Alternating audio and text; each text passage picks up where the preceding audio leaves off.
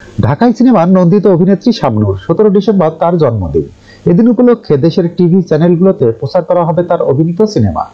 Channel আইতে দেখা যাবে সালমান শাহের সঙ্গে চাওয়া থেকে পাওয়া সিনেমাটি। আজ থেকে 28 বছর আগে 1996 সালে চিত্রনায়ক সালমান শাহের মৃত্যুর পর মুক্তি পায় চাওয়া থেকে পাওয়া। তখন সালমান শাহ ও শাবনূর জুটি তুমুল জনপ্রিয়।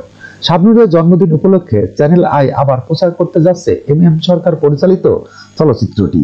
সালমান শাহ ও শাবনূর জুটি অনবদ্য প্রেম কাহিনী নির্ভর চলচ্চিত্র এটি। চলচ্চিত্রটির কাহিনী, চিত্রনাট্য ও সংলাপ রচনা করেছেন মোহাম্মদ রফিকুজ্জামান।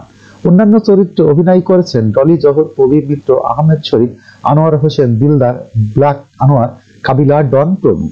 চাওয়া থেকে পাওয়া চলচ্চিত্রের সুর ও সঙ্গীত পরিচালনা করেছেন আহমেদ ইমতিয়াজ বুলবুল।